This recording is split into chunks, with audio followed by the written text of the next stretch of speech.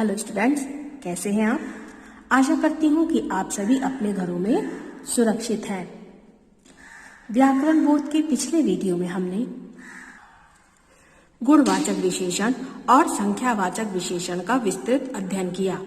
आज हम परिमाणवाचक विशेषण का अध्ययन करेंगे। जिन शब्दों से संज्ञा या सर्वनाम की मात्रा, नाप, तौल का बोध होता है वे शब्द परिमाणवाचक विशेषण कहलाते हैं। जैसे 2 लीटर दूध ले आओ, 3 मीटर खादी खरीद लो। 2 लीटर और 3 मीटर से क्रमशः दूध और खादी के परिमाण का पता चलता है, इसलिए ये परिमाणवाचक विशेषण है। परिमाणवाचक विशेषण के भी 2 भेद होते हैं, निश्चित परिमाणवाचक विशेषण और अनिश्चित परिमाणवाचक विशेषण। निश्चित परिमाणवाचक विशेषण में वस्तु की नाप, तौल, संख्या या गिनती निश्चित होती है। जैसे 400 ग्राम शक्कर, 5 लीटर घी आदि। अनिश्चित परिमाणवाचक विशेषण में निश्चित नाप तोल का बोध नहीं होता। जैसे थोड़ा दूध, कुछ नमक आदि। अगला है संकेतवाचक विशेषण। जो सर्वनाम शब्द संज्ञा शब्द की ओर संकेत करते हैं उन्हें संकेतवाचक सर्वनाम या सर्वनामिक विशेषण कहा जाता है। जैसे वह छात्र बहुत होशियार है, मुझे वे पुस्तक चाहिए। वह घर अंजलि का है। उपयुक्त वाक्यों में वह, वे और वह संकेतवाचक विशेषण हैं, क्योंकि ये शब्द क्रमशः छात्र, पुस्तक और घर की ओर संकेत करते हैं। इनमें विशेष बात यह है कि यदि यह, ये, वह, वे आदि शब्द किन्हीं संज्ञा शब्दों से पहले आते हैं तो संकेतवाचक विशेषण होते हैं, और यदि संज्ञा आदि के पूर्व न आकर स्वतंत्र रूप में आते हैं तो सर्वनाम होते हैं। जैसे वे जाते हैं, वह तैरता है। सर्वनामों में उत्तम पुरुष में मैं, हम, मध्यम पुरुष में तुम, तू, निजवाचक सर्वनाम अपना विशेषण के रूप में प्रयुक्त नहीं होते। सर्वनामों में ही प्रत्यय लगाकर संकेतवाचक विशेषण बनाया जा सकता है।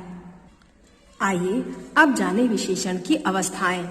विशेषण की निम्नलिखित 3 अवस्थाएं पाई जाती हैं: मूल अवस्था, उत्तरावस्था और उत्तमावस्था। मूल अवस्था।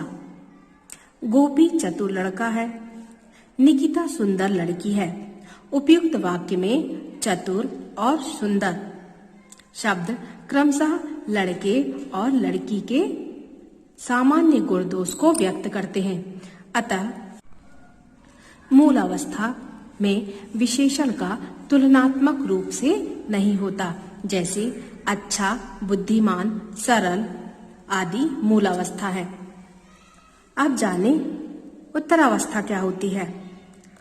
मोती रहमान से अधिक बलवान है, अंजलि रश्मि से सुंदरतम है। उत्तरावस्था में 2 वस्तुओं की तुलना की जाती है और उनमें एक दूसरे को दूसरे से श्रेष्ठ बताया जाता है। हिंदी के सामान्य विशेषणों में अधिक शब्द लगाकर विशेषण की उत्तरावस्था के शब्द बनाए जाते हैं। तत्सम विशेषणों की मूल अवस्था में तर प्रत्यय लगाकर उत्तरावस्था के शब्द बनाए जाते हैं। उपयुक्त उदाहरणों में अधिक बलवान तथा सुंदरतम विशेषण की उत्तरावस्था के रूप में प्रयोग किया गया है। उत्तमावस्था। सचिन क्रिकेट खिलाड़ियों में सर्वश्रेष्ठ है। अक्षरा कक्षा में सुंदरतम छात्र है। विशेषण की उत्तम अवस्था में अनेक वस्तुओं की परस्पर तुलना करके उनमें से किसी एक को सर्वश्रेष्ठ बताया जाता है। हिंदी के सामान्य विशेषणों में सबसे अधिक सर्वश्रेष्ठ तथा सर्वोत्तम शब्द लगाकर विशेषण की उत्तम अवस्था के शब्द बनाए जाते हैं। तत्सम विशेषणों की मूल अवस्था में तम प्रत्यय लगाकर उत्तम अवस्था के शब्द बनाए जाते हैं। उपयुक्त उदाहरणों में सर्वश्रेष्ठ तथा सुंदरतम विशेषण की उत्तम अवस्था के रूप में है।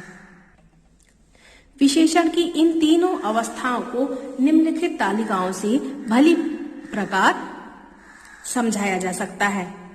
मूलावस्था, उत्तरावस्था, उत्तमावस्था, उच्च, उच्चतर, उच्चतम, कठोर, कठोरतम, कठोरतम, गुरु, गुरुतम, गुरुतम, लघु, लघुतम, लघुतम, मधुर, मधुरतम, मधुरतम, अधिक, अधिकतम, अधिकतम, महान, महानतम, महानतम, तीव्र, तीव्रतर, तीव्रतम। स्टूडेंट्स, आज के लिए इतना ही। अगले वीडियो में हम जानेंगे कि विशेषण शब्दों की रचना किस प्रकार की जाती है। Okay students.